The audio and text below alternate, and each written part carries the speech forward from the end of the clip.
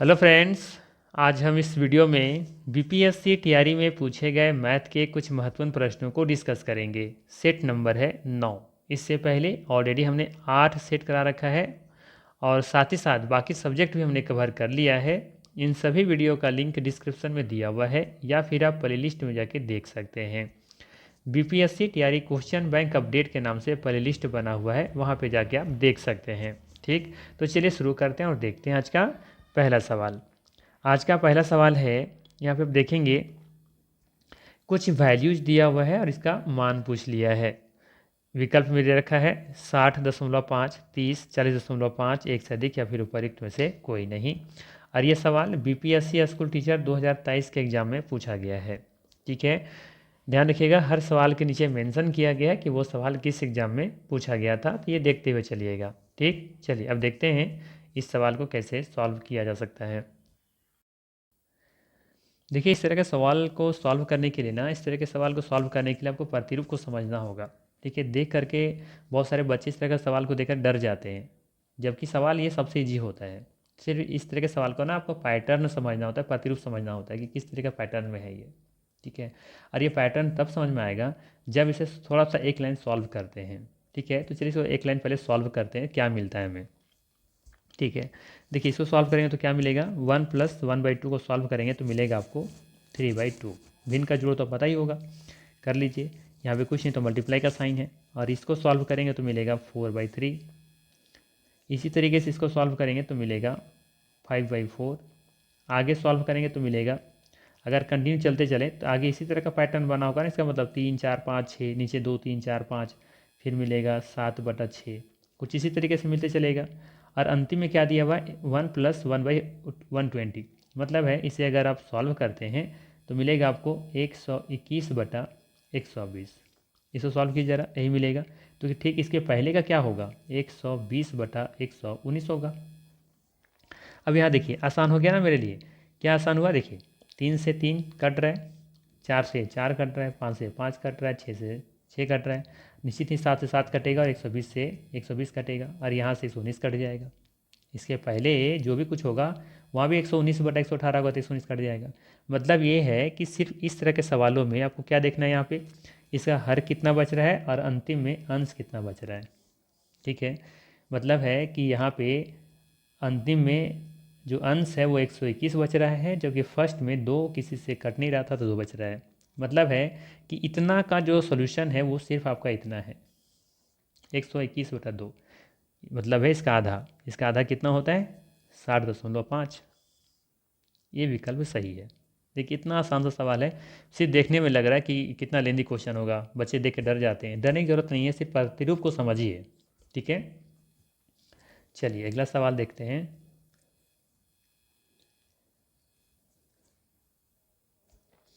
चलिए अगला सवाल क्या है, लिखा है दिल्ली और आगरा के बीच, ठीक है ना, दिल्ली और आगरा के बीच की दूरी 200 किलोमीटर है। ठीक, मान लीजिए आप दिल्ली से आगरा एक कार के द्वारा जा रहे हैं। ठीक है, यदि आप 120 किलोमीटर के लिए औसत गति 90 किलोमीटर पर घंटा और बाकी दूरी के लिए औसत गति 40 किलोमीटर पर घंटा प्रति घंटा बनाए रखते हैं, तो आपको आगरा पहुंचने में औसतन कितना समय लगेगा ये आपको बताना है। ठीक है, आसान सा सवाल है ना। क्या करेंगे, पहले तो बोला है आपसे कि 120 किलोमीटर हम चल रहे हैं। ठीक है, किस स्पीड से चल रहे हैं, 90 के स्पीड से।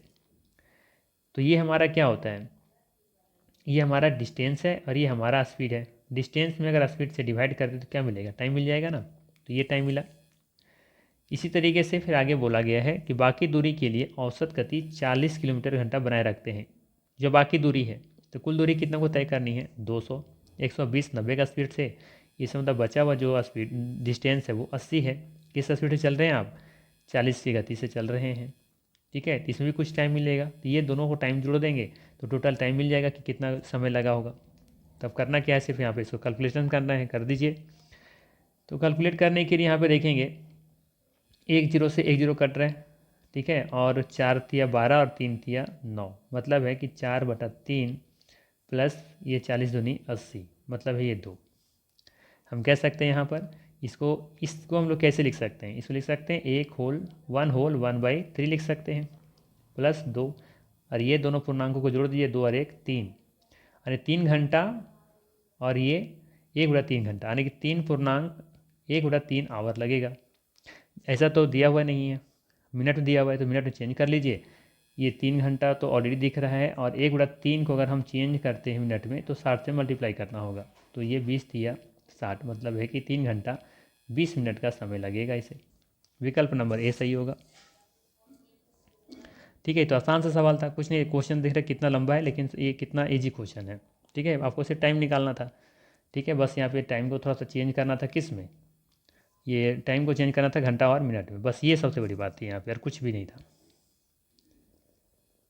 चलिए अगला सवाल है, एक पिज्ज़ा वाला पहले दिन 2/5 पिज्ज़ा, दूसरे दिन 3/4 पिज्ज़ा, और तीसरे दिन 9/16 पिज्ज़ाओं का वितरण करता है। ठीक है, करने दीजिए, क्या दिक्कत है। अभी प्रत्येक दिन की शुरुआत में उसके पास समान संख्या पिज्ज़ा थे, प्रत्येक दिन की शुरुआत में उसके पास समान पिज्ज़ा थे, मतलब समान तरीके से डेली, अगर मान लेते हैं आज 100 पिज्ज़ा बेचा है ना, तो दूसरे दिन भी वितरण किया है उतने ही सेम का, 100 का ही। ठीक है, तो उसने किस दिन सबसे अधिक पिज्ज़ा वितरित किए हैं, मतलब आपसे सिंपल सा पूछा जा रहा है कि भिन्न का जोड़ आपको पता है या नहीं है, भिन्न का कॉन्सेप्ट आपको आता है या भी नहीं।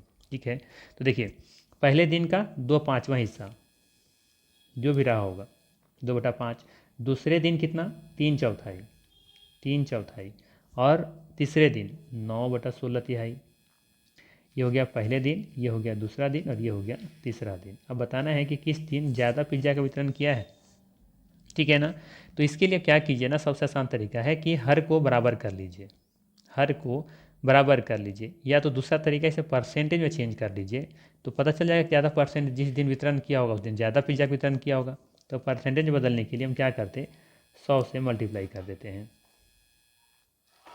तो ये परसेंटेज में बदल जाएगा, तो ये हो जाएगा कितना, 20/100 और 20×2 40, अर्थात हम कह सकते हैं पहला दिन 40% का वितरण किया है, जितना भी रहा होगा।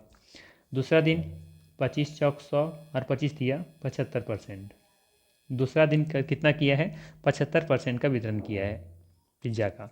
अब तीसरा दिन देखिए, 4×16 और 25×100, ठीक है, और 25 में कितना हो जाएगा, 225, इसको 4 से डिवाइड करेंगे तो 4×5 = 20, ठीक है, 4×5 = 2, 4×6 = 24, मतलब 56 मान लीजिए ना, लगभग, क्या ही दिक्कत है, क्योंकि हमें तो ज्ञात करना है कि ज़्यादा पिज्ज़ा किस दिन वितरण किया गया है। तो फर्स्ट दिन कितना, 40%, सेकेंड दिन 75% और तीसरे दिन 56%। बताइए किस दिन ज़्यादा इन्होंने वितरण किया है पिज्ज़ा का, तो जाहिर सी बात है 75% दूसरा दिन। ठीक है, विकल्प नंबर बी सही है। दूसरा तरीका क्या था, ये तरीका था कि पहले दिन 2/5, दूसरे दिन 3/4, और तीसरे दिन 9/16। ठीक है, अब ऐसा कीजिए, 5, 4, 16 का एलसीएम निकालिए, एलसीएम निकलेगा 80। ठीक है, आप नीचे सबको बराबर कर लीजिए। ठीक है, कैसे बराबर किया जाएगा, इसको बराबर करने के लिए 5 का ऐसा गुना कीजिए जो 80 आ जाए, तो 16 से गुना करना पड़ेगा ना, तो 16 का गुना ऊपर भी कीजिए और नीचे भी कर दीजिए, तो ऊपर हो जाएगा 16×2 = 32 और नीचे हो जाएगा 16×2 = 32। यहाँ पे भी 80 लाना है, कैसे लाएंगे, तो इसे 20 से मल्टीप्लाई करना होगा, तो यहाँ भी 20 से करना पड़ेगा, तो 20×3 = 60 और 20×4 = 80।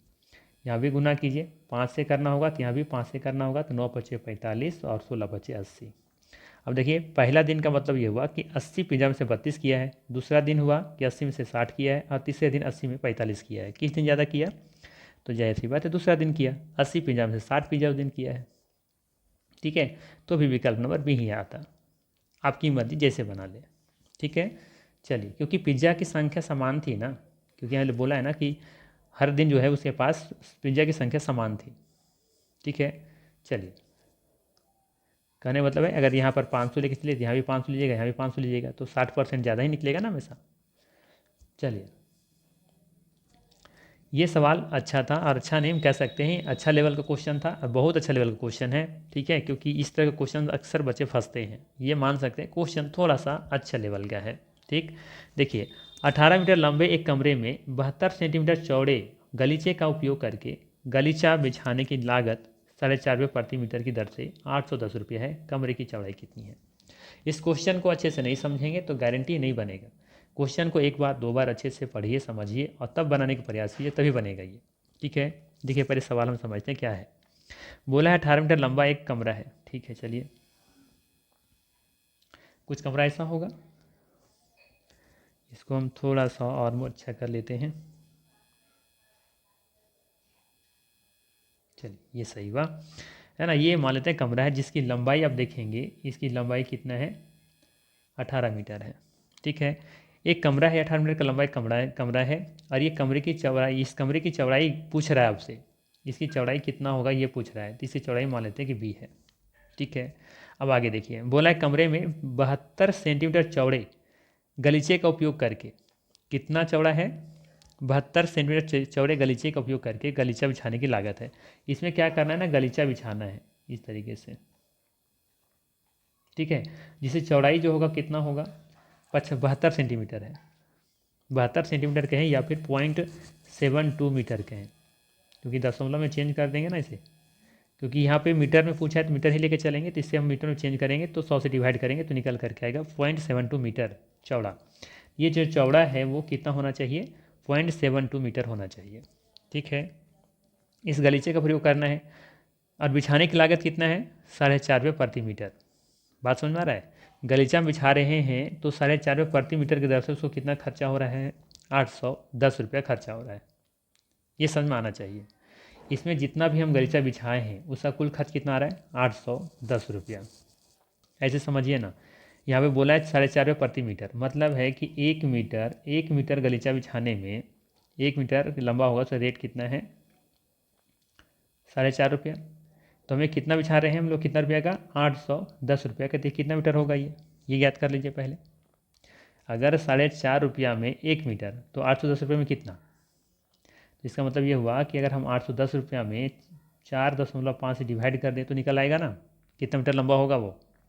डिवाइड कीजिए इसको, ये दशमलव को हटा करके यहाँ पर ले आइए 10, आप कीजिए 9×5 = 45 और 2×5 = 10 और 9×9 = 81, मतलब 9×2 = 18, 180। ठीक है, इसका मतलब है कि इसकी जो लंबाई है वो कितना है, 180 मीटर है। तो यहाँ पे अब समझना क्या है, समझना ये है कि हमारा जो गलीचा है वो 180 मीटर लंबा है। ठीक है ना, 180 मीटर लंबा होगा और ये 0.5 मीटर ये क्या होगा, चौड़ा होगा। तो इस जितना क्षेत्रफल है उतना ही क्षेत्रफल तो हमारा ये कमरा भी होना चाहिए इसका मतलब। तो कमरा की लेंथ कितना है, 18 मीटर है और चौड़ाई मुझे नहीं पता है।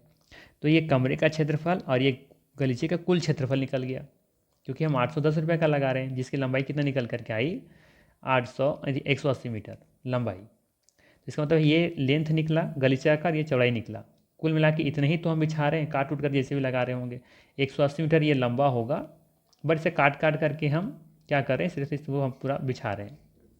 तो इसके कुल क्षेत्रफल हो गई गलीचे का, और ये हो गया कमरे का कुल क्षेत्रफल। दोनों बराबर कर सकते हैं ना। चलिए, इसका मतलब है कि अगर हम b का मान निकालना चाहें कि ब्रेथ कितना है, तो 180 गुना 75 डिवाइडेड बाई 18, 18 दाँ के 180, अर्थात b इक्वल टू कितना निकल जाएगा, 7.5 मीटर।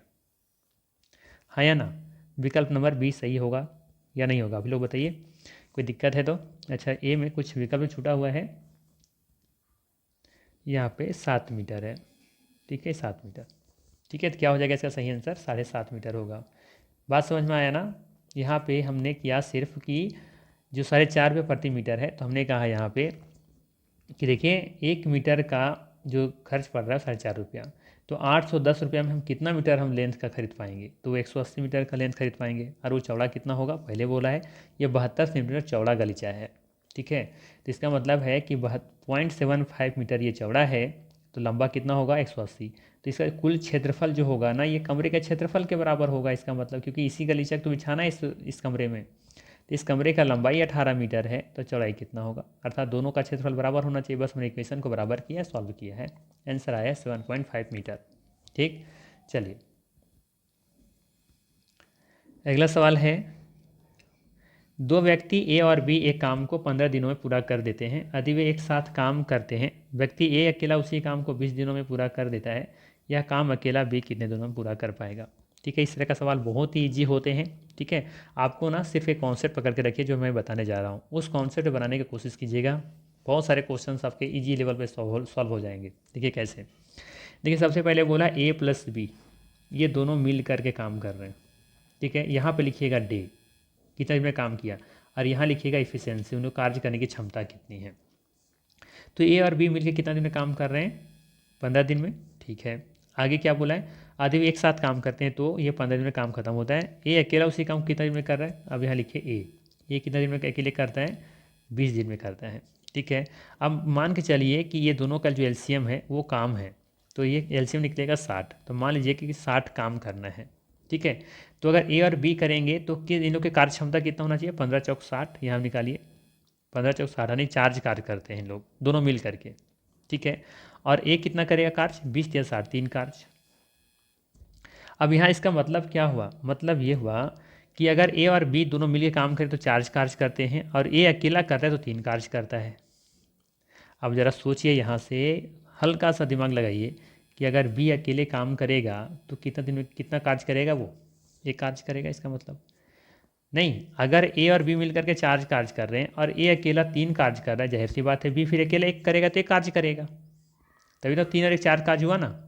अब ज़रा सोचिए, काम कितना करना है, 60, ये कार्य कर रहा है तो 60 काम करने में कितना दिन लगाएगा, ये 60 दिन लगाएगा। तो ये तो पूछा है कि यह काम अकेला बी कितने दिनों में पूरा कर पाएगा, तो 20 दिन में कर, 60 दिनों में कर पाएगा। विकल्प नंबर सी सही है। ठीक है, अब यहाँ से मान लेते हैं कि ये सब चीज़ हटा दीजिए, ये सब हटाइए यहाँ से। ठीक है, अब ए और बी दोनों मिलकर साथ काम करते हैं तो कितना दिन में काम खत्म कर पाएंगे, अगर ऐसा सवाल होता तो क्या करते, सबसे पहला काम करते हैं कि ए और बी का जो काम है उसका एलसीएम निकालते हैं। एलसीएम कितना निकलता है, 60, तो मानते हैं कि 60 कार्य है। तो ये देखिए 60 कार्य बी एक अकेला करके कितना दिन में करेगा, 3 दिन में, और 60 एक व्यक्ति है, ये 60 जो है कार्य 60 दिन में काम करता है, तो ये 60 कार्य करें तो कितना दिन में करेगा, एक दिन में काम खत्म करेगा। कुल मिला के कितना हो गया, 3 और 1 4। ठीक है, दोनों मिलकर कितने कार्य करेंगे, 4 कार्य करेंगे। कितना कार्य करना है, 60 कार्य करना है, तो इन लोग मिल के कितने दिन में काम खत्म करेगा। जाहिर सी बात है ए प्लस बी जब काम करेगा तो इन लोग काम करेगा 15 दिन में, है ना, क्योंकि 4 कार्य कर रहे हैं तो दोनों मिल करके, तो 60 कार्य करना है तो 15 चौके 60, नहीं 15 दिन में काम खत्म करेगा। ही तो लिखा है कि ए और बी 15 दिन में काम कर सकते हैं। बात समझ में आया। तो इस तरह का पैटर्न क्वेश्चन और आएंगे तो इसी तरीके से बताने की कोशिश करेंगे, बहुत ईजी होता है इस तरह का सवाल करना। ठीक है, हमेशा ध्यान रखिए कि एफिशिएंसी इधर लिखिए और डे इधर रखिए, कितना दिन में कर रहा है, और हमेशा देखिए काम करने की क्षमता इधर रखिए। ठीक है, चलिए अगला सवाल है, 10 वर्ष पूर्व रमेश एवं राजीव की आयु का अनुपात 1:3 था। ठीक है, अब से 5 वर्ष पश्चात यह अनुपात 2:3 हो जाएगा। ठीक है, वर्तमान में उनकी आयु की अनुपात क्या है। ठीक है, चलिए देखते हैं क्या कर सकते हैं। बोला है 10 वर्ष पूर्व रमेश और राजीव की आयु की अनुपात कितना, 1:3 है। तो मान लीजिए कि 10 वर्ष पहले रमेश का आयु x था और राजीव की आयु 3x था, मान लीजिए। ठीक है, 10 वर्ष पहले की बात है ये। ठीक है, वर्तमान में अगर हम बात करें तो 10 साल क्या करना होगा, जोड़ देंगे, ये हो गया वर्तमान आयु, क्योंकि ये तो 10 साल पहले का था, लेकिन 10 साल जोड़ देंगे तो ये वर्तमान आ गया। ठीक है, अब से 5 वर्ष बाद, अब से 5 मतलब 5 साल और जोड़ते हैं, वर्तमान से आज जोड़ देते हैं। ठीक है, यहाँ तक आया वर्तमान, और ये वाला क्या था, 10 साल पहले का। अब 5 साल जोड़ दिए हैं तो ये हो गया 5 साल के बाद का अनुपात, जो कि ये अनुपात कितना दे रखा है, 2:3 दे रखा है। ये 2:3 है। सॉल्व कीजिए इसको, इक्वेशन बराबर कर लिए हम लोग। ये हो जाएगा x प्लस 10 और 5 15, और ये हो जाएगा 3x प्लस 10 और 5 15 इक्वल टू 2/3। ठीक है, क्रॉस मल्टीपल गुना कर लीजिए, क्या होगा, 3x 15 × 45 इक्वल टू 3x का 2 से गुना करें तो 3 दूनी 6x प्लस 15 दूनी 30। इधर प्लस में इधर आएगा तो माइनस में आ जाएगा, और इधर 30 है, प्लस में इधर आएगा तो माइनस में।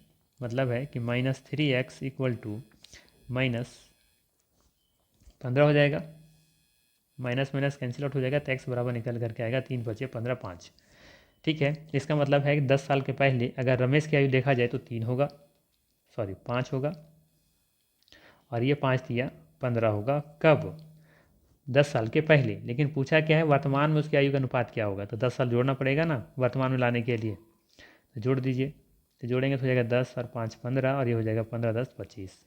इसको आप स्मॉलेस्ट फॉर्म या फिर मानक रूप में लेकर के आइए, 3 × 5 = 15 और 5 हैं 25, मतलब कह सकते हैं कि 3:5। विकल्प नंबर यहाँ भी बी सही है। ठीक है, चलिए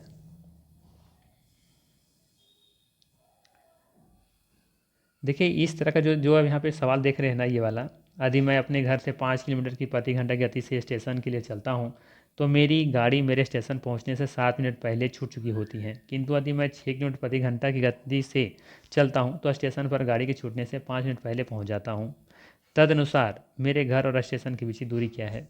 देखिए इस तरह का जो सवाल है ना, मुझे नहीं लगता कि कोई एग्ज़ाम ऐसा होगा इसमें ये क्वेश्चन को छोड़ा होगा एग्जामिनर, शायद ही एग्ज़ाम छोड़ा होगा। मुझे लगता है कि हर रेलवे हो, बीपीएससी हो, आईपीपीएस हो, है ना, लोकल पीसीएस हो, मतलब हर एग्ज़ाम में, मतलब पता नहीं इस क्वेश्चन से एग्जामिनर को क्या लगाव है कि हर एग्ज़ाम में देखते हैं हम इस तरह के सवाल को, पता नहीं इस क्वेश्चन में क्या है। ठीक है, और जब क्या होते हैं आसान सा क्वेश्चन, कुछ ज़्यादा लेंदी है नहीं, ये बहुत ईजी लेवल के क्वेश्चन होते हैं ये। देखिए इस तरह का सवाल को सॉल्व करने के लिए क्या करना चाहिए, इस तरह का सवाल को ना सॉल्व करने के लिए ट्रिक वगैरह पर नहीं जाना चाहिए, बेसिक कॉन्सेप्ट को पकड़ कर रखिए। आपका जो बेसिक कॉन्सेप्ट है ना, उस कॉन्सेप्ट से क्वेश्चन को बनाने का सॉल्व प्रयास कीजिए, आसान होगा आपके लिए। ठीक है, कंफ्यूज नहीं करेंगे कभी। तो चलिए देखते हैं। सबसे पहले देखें क्या लिखा है कि यदि मैं अपने घर से 5 किलोमीटर प्रति घंटा की गति से स्टेशन के लिए चलता हूँ तो मेरी गाड़ी मेरे स्टेशन पहुँचने से 7 मिनट पहले छूट चुकी होती हैं। मतलब है कि अगर 7 मिनट पहले पहुँचते तो ट्रेन नहीं छूटती, यही ना। आगे बोला है किंतु यदि मैं 6 किलोमीटर प्रति घंटा की गति से चलता हूँ तो स्टेशन पर गाड़ी के छूटने से 5 मिनट पहले पहुँच जाता हूँ। मतलब कि 5 मिनट पहले आने का, जा करके वहाँ वेट कर रहे हैं 5 मिनट, आने के एक्स्ट्रा 5 मिनट पहले पहुँच चुके हैं। ठीक है, तो पूछा है कि इस हिसाब से बताइए कि मेरे घर और स्टेशन के बीच की दूरी क्या है। ठीक है, तो चलिए मान के चलते हैं कि ये आपका घर है और ये आपका स्टेशन है। ठीक है, और इसके बीच की दूरी मान लेते हैं कि x है, डिस्टेंस क्या है, x है। ठीक है, तो देखिए अगर दूरी x है और अगर इससे आप चल रहे हैं किस गति से, 5 के स्पीड से, आप लोग जानते हैं ना कि डिस्टेंस बाई स्पीड क्या निकलता है, टाइम निकलता है। डिस्टेंस में अगर स्पीड से डिवाइड करें तो क्या निकल करके आएगा, टाइम। तो अगर हम यहाँ पर मान लेते हैं कि जो दूरी है उसको हम लोग 5 के स्पीड से चल रहे हैं तो समय से पहुँचे क्या, नहीं। कितना लेट हो गए हैं, 7 मिनट पहले ही ट्रेन जा चुकी होगी। ठीक है, तो इसका मतलब है कि अगर आप 7 मिनट इसमें अगर ऐड करते हैं तो ये एक्चुअल टाइम हो जाएगा आपका। अगर 7 मिनट अगर इसमें ऐड कर दें, जो टाइम लग रहा है, मान लेते हैं कि इसमें जो टाइम लगा उसमें 7 मिनट, मान लेते हैं टाइम लगा उसमें 5 मिनट और उसमें 7 मिनट जोड़ देते हैं तो 12 मिनट, आप सही टाइम पर पहुंच जाते। ये वास्तविक समय होता आपका, एक्चुअल टाइम होता। बात समझ में आ रहा है। तो हम यहाँ पे सिर्फ क्या किए हैं, यहाँ पे हम इसमें 7 मिनट ऐड कर दिए हैं। क्यों ऐड किए हैं, क्योंकि खुद कह रहा है सवाल में कि मैं अपने घर से 5 किलोमीटर प्रति घंटा की गति से स्टेशन पे चलता हूँ तो मेरी गाड़ी मेरे स्टेशन पहुँचने से 7 मिनट पहले छूट चुकी होती हैं। 7 मिनट पहले छूट गई हैं, मतलब है कि 7 मिनट अगर उसमें ऐड हम कर दें तो सही समय पर पहुँच जाते स्टेशन। ठीक है, आगे देखिए, यदि मैं 6 किलोमीटर प्रति घंटा की गति से चलता हूँ तो स्टेशन पर गाड़ी के छूटने से 5 मिनट पहले ही पहुँच जाता हूँ। पहले मतलब ज़्यादा समय ले रहे हैं। तो देखिए अगर ये डिस्टेंस है और इसमें आप पहुँच रहे हैं 6 के स्पीड से चल रहे हैं तो आप 6 मिनट क्या किए हैं, 5 मिनट आप क्या किए हैं, पहले पहुँच गए हैं, मतलब ज़्यादा समय ले लिए हैं। ठीक है, मतलब ज़्यादा समय नहीं, मतलब जल्दी पहुँच गए हैं, मतलब है कि इसमें क्या है, ये समय ज़्यादा है। ठीक है, अब ये देखो मिनट है और ये मिनट है, इसे हम लोग को चेंज करना होगा आवर में, तो 60 से डिवाइड कर दीजिए। तो देखिए ये भी तो वास्तविक समय है और ये भी वास्तविक समय है। ठीक है, दोनों क्या निकला, वास्तविक समय, और वास्तविक समय दोनों है तो दोनों को हम इक्वल कर सकते हैं, बस इसको सॉल्व कर दीजिए। ठीक है, ये बेसिक सा मेथड है कि कोई डिस्टेंस है, अगर सबसे पहले आप चल रहे हैं किस स्पीड से, आप 5 की स्पीड से चल रहे हैं। ठीक है, तो 7 मिनट क्या लग रहा है, देरी से पहुंच रहे हैं, तो मतलब है कि 7 मिनट में हम अगर ऐड कर दें तो रियल टाइम हो जाएगा। और यहाँ पे अगर 6 के स्पीड से चल रहे हैं तो 5 मिनट जल्द पहले पहुँच जा रहे हैं, मतलब उससे 5 मिनट घटा दें तो भी वो रियल टाइम हो जाएगा, वास्तविक समय हो जाएगा। तो दोनों वास्तविक समय को हमने इक्वल कर दिया है, बस ये सब क्या करना है, सॉल्व करना है, तो एक्स का मान निकल जाएगा। चलिए सॉल्व करते हैं इसे।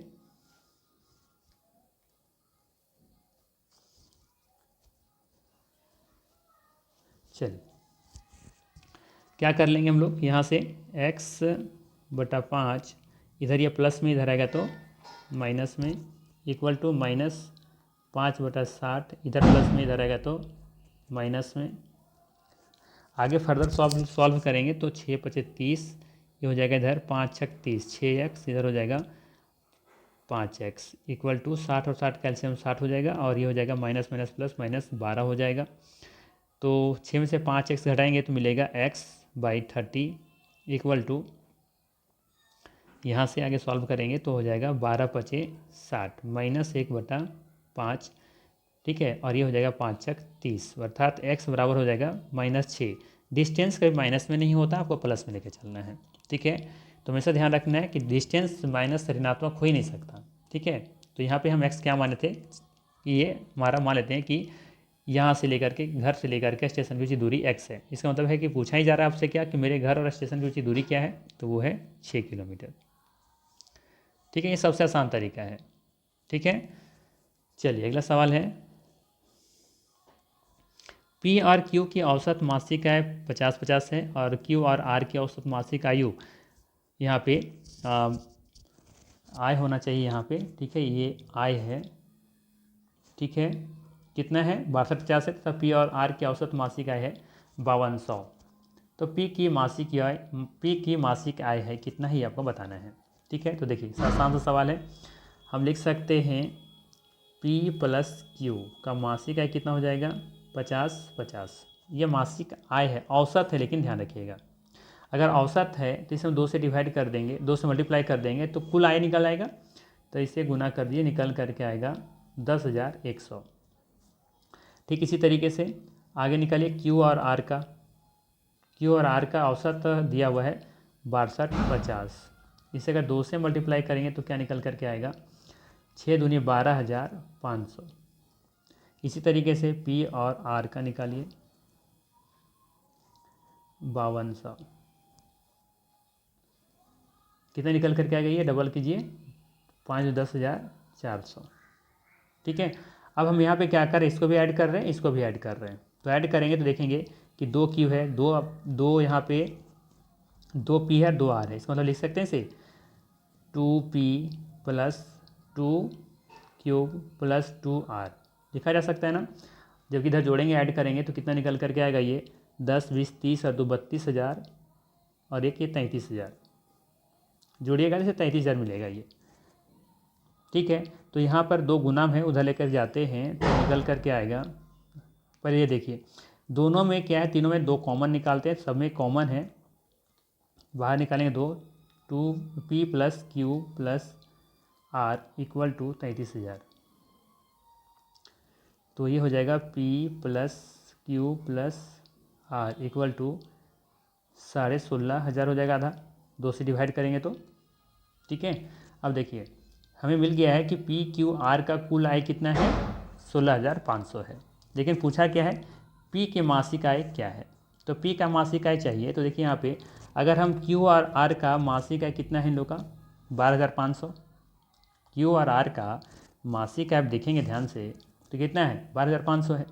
इसका मतलब है कि अगर हम क्यू और आर का मासिक आय इसमें से घटा दें 12,500 तो क्या निकल करके आएगा 400, और ये इससे कट जाएगा तो क्या बचेगा पी का मान निकल जाएगा 4,000 रुपये।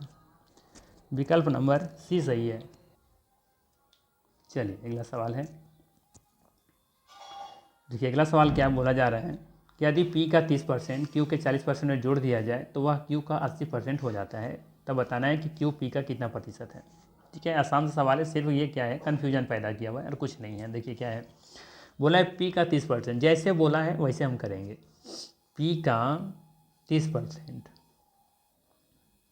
पी का 30% क्यू के 40% में, क्यू के 40% में जोड़ा दिया जाए तो वह क्यू का 80% हो जाता है। बस यही तो बोला है, यही ना बोला है कि पी का 30% क्यू का 40% अगर जोड़ दिया जाए तो ये क्यू का 80% हो जाता है, जैसे बोला वैसे हमने कर दिया है, ठीक है। अब आगे देखिए हम लोग क्या कर सकते हैं, 100 और 100 कैल्शियम कितना निकलेगा 100 ही निकलेगा, तो ये निकल करके आएगा 30p + 40q equal to 80q / 100। ये 100 से क्या हो जाएगा कैंसिल आउट हो जाएगा, तो क्या बचेगा यहाँ देखिए, लिख सकते हैं इसे 30 पी इक्वल टू 80 क्यूब, इधर प्लस में है इधर आएगा तो माइनस में 40 क्यूब। अब घटाइए तो 30 पी बराबर निकल करके आएगा 40 क्यूब। ठीक है, अब एक जीरो से एक जीरो कैंसिल आउट हो जाएगा तो क्या बचेगा, पी क्यूब लिख सकते हैं अनुपात निकालने के लिए। क्यू का मान हो जाएगा 4 और पी का मान हो जाएगा 3, है ना। इसे सॉल्व करेंगे तो पी और क्यू का मान आ जाएगा 4/3। देखिए ना, क्रॉस मल्टीप्लाई गुना कीजिए तो 4 का क्यू से गुना करेंगे तो 4 क्यू और पी का गुना 3 से करेंगे तो 3 पी। ठीक है, अब देखिए अब आगे क्या पूछा वो देखिए। बोला है तदनुसार क्यू पी का कितना प्रतिशत है। क्यू कितना है यहाँ पे देखिए 3 है। और आगे क्या बोला है पी का, तो पी कितना है, पी है 4, तो 4 का कितना प्रतिशत मतलब 100 से मल्टीप्लाई करना है। तो ये हो जाएगा 25 चौक 100 और 25 दिया 75% है। विकल्प नंबर सी सही होगा। तो करना क्या है, जो बोला जा रहा है वो करना है और क्या करना है, बस ये देखना है कि कितना फास्ट करते हैं, कितना एक्यूरेसी के साथ करते हैं बस। चलिए एक सवाल और ले लेते हैं। सवाल है कि ए बी सी डी के बीच 5, 2, 4, 3 के अनुपात में धन का वितरण किया जाना है। यदि सी को डी से 1000 अधिक मिलते हैं तो बी का हिस्सा क्या है। इससे आसान सवाल और क्या हो सकता है। देखिए सवाल क्या है कि सी को डी से 1000 अधिक मिलता है। देखिए सी कहाँ पर है, ये सी है और ये डी है। सी को मिल रहा है 4 और 3 अनुपात में, 4:3 में। जबकि बोला क्या जा रहा है कि सी को, ये सी है और ये डी है, तो कहा जा रहा है कि सी जो है वो डी से 1000 अधिक मिलता है। तो ये दोनों का अंतर कितना, 1। तो इसका मतलब है कि 1000 1 के बराबर है, नहीं एक ही अधिक है ना, इसका 4 मिल रहा है, इसको 3 मिल रहा है। ऐसे सोचिए ना, अगर इसको 4000 मिल रहा होगा तो इसको कितना मिल रहेगा, 3000 मिलेगा ना। तो डिफरेंस कितना, 1000 का ही तो है। ठीक है, तो यहाँ पे हम कह सकते हैं कि ये दोनों का जो डिफरेंस है वो 1 है और 1 के बराबर ही तो 1000, उसी की वजह से तो उसको कितना मिल रहा है, 1000 अधिक मिल रहा है। अगर सोचिए कि 4 इसका है, इसका भी 4 होता तो दोनों का अधिक मिलता, किसी का अधिक नहीं मिलता, दोनों को बराबर मिलता। लेकिन एक्चुअली में यहाँ पर 4:3 में है, मतलब 1 ज़्यादा है, सी 1 ज़्यादा है, तो 1 जो है 1000 के बराबर है। तो पूछा है बी का, तो बी कितना है इसका, 2 मिल रहा है इसको, तो 2 से गुना कर दीजिए तो इसको मिलेगा कितना, 2000 रुपया हिस्सा हो जाएगा। विकल्प नंबर सी सही है यहाँ पर। अगर इससे आप लोगों को पूछा जाता कि कुल धन कितना वितरण किया गया, तो इसका मतलब बताएंगे आप कि 1000, ध्यान दीजिएगा 1000 रुपया कितने के बराबर है, 1 के बराबर। कुल धन कितना, 5, 2, 7, 4, 11, 3, 14, मतलब है कि 14000 रुपया, 14000 रुपये का वितरण किया गया। अब 14000 का निकालना चाहें कि एक को कितना मिला, तो 5, 2, 7, 4, 9 और 3, 5, 2, 7, 4, 11, 3, 14, तो एक को मिलेगा 5/14, मतलब किसको मिलेगा, 5000 रुपया। इसी तरीके से बी को कितना मिलेगा, बी को मिलेगा 2/14, मतलब इसको मिलेगा 2000। इसी तरीके से 14000 का डी को, सी को कितना मिलेगा, 4/14, मतलब इसको मिलेगा 4000। और इसी तरीके से डी को कितना मिलेगा, 3/14, मतलब इसको मिलेगा 3000। अब जोड़िए जरा, 5, 2, 7, 4, 11 और 3, 14, और ये दोनों का अंतर देख सकते हैं 1000 है। ठीक है ना। तो इस तरीके के सवाल बहुत ईजी होते हैं, कोई बड़ा 30 मार्का वाला काम नहीं करना होता है, बच्चों वाली सवाल होती है, अगर क्लास 6, 7 अगर अच्छे से पढ़े हैं रेशियो तो। ये था महत्वपूर्ण 10 प्रश्न। अगर ये सेशन अच्छा लगा हो तो लाइक ज़रूर कीजिएगा, चैनल पर नए हैं तो सब्सक्राइब जरूर कीजिएगा, बाकी दोस्तों के बीच में शेयर भी करना ना भूलिएगा। ठीक, तो चलिए फिर मिलते हैं इसी तरह के नेक्स्ट वीडियो में। Thanks for watching.